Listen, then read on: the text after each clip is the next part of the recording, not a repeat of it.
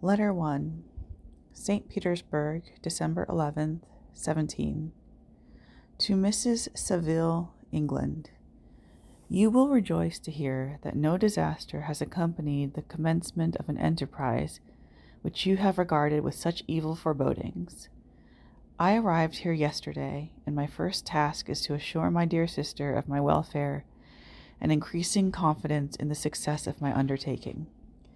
I am already far north of London, and as I walk in the streets of Petersburg, I feel a cold northern breeze play upon my cheeks, which braces my nerves and fills me with delight.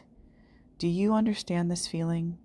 This breeze, which has traveled from the regions towards which I am advancing, gives me a foretaste of those icy climes. Inspirited by this wind of promise, my daydreams become more fervent and vivid. I try in vain to be persuaded that the pole is the seat of frost and desolation.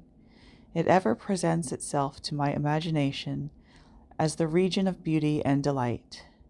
There, Margaret, the sun is forever visible, its broad disk just skirting the horizon and diffusing a perpetual splendor. There, for with your leave, my sister, I will put some trust in preceding navigators. There snow and frost are banished, and, sailing over a calm sea, we may be wafted to a land surpassing in wonders and in beauty every region hitherto discovered on the habitable globe. Its productions and features may be without example, as the phenomena of the heavenly bodies undoubtedly are in those undiscovered solitudes. What may not be expected in a country of eternal light?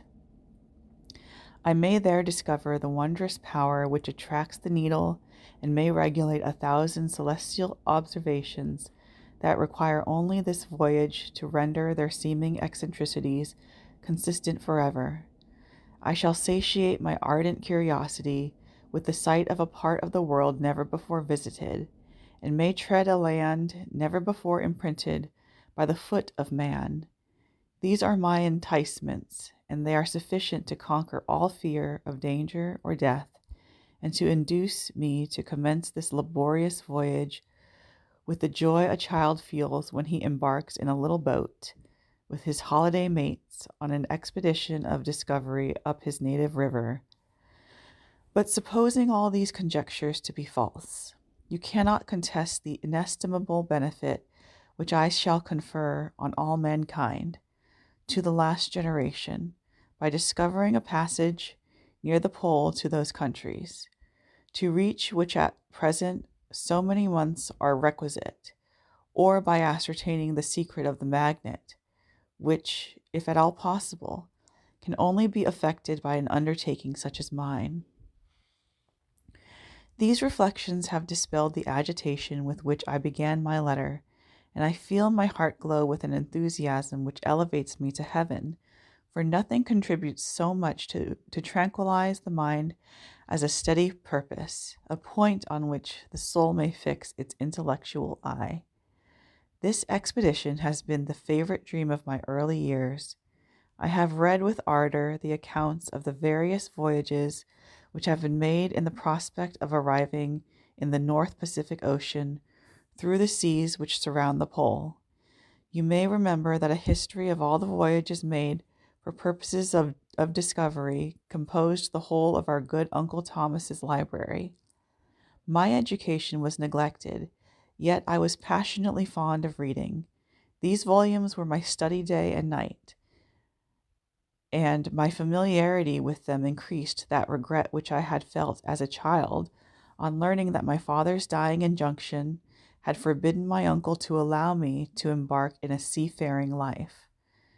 These visions faded when I perused for the first time those poets whose effusions entranced my soul and lifted it to heaven. I also became a poet, and for 1 year lived in a paradise of my own creation. I imagined that I might also obtain a niche in the temple, where the names of Homer and Shakespeare are consecrated. You are well acquainted with my failure and how heavily I bore the disappointment. But just at that time I inherited the fortune of my cousin, and my thoughts were turned into the channel of their earlier bent. 6 years have passed since I resolved on my present undertaking. I can, even now, remember the hour from which I dedicated myself to this great enterprise. I commenced by inuring my body to hardship. I accompanied the whale fishers on several expeditions to the North Sea. I voluntarily endured cold, famine, thirst, and want of sleep. I often worked harder than the common sailors during the day, and devoted my nights to the study of mathematics, the theory of medicine, and those branches of physical science from which a naval adventurer might derive the greatest practical advantage. Twice I actually hired myself as an undermate in a Greenland whaler, and acquitted myself to admiration. I must own I felt a little proud when my captain offered me the second dignity in the vessel, and entreated me to remain with the greatest earnestness, so valuable did he consider my services. And now, dear Margaret, do I not deserve to accomplish a great purpose? My life might have been passed in ease and luxury, but I preferred glory to every enticement that wealth placed in my path. Oh, that some encouraging voice would answer in the affirmative. My courage and my resolution is firm, but my hopes fluctuate, and my spirits are often depressed. I am about to proceed on a long and difficult voyage, the emergencies of which will demand all my fortitude. I am required not only to raise the spirits of others, but sometimes to sustain my own when theirs are failing. This is the most favorable period for traveling in Russia. They fly quickly over the snow in their sledges. The motion is pleasant, and, in my opinion, far more agreeable than that of an English stagecoach.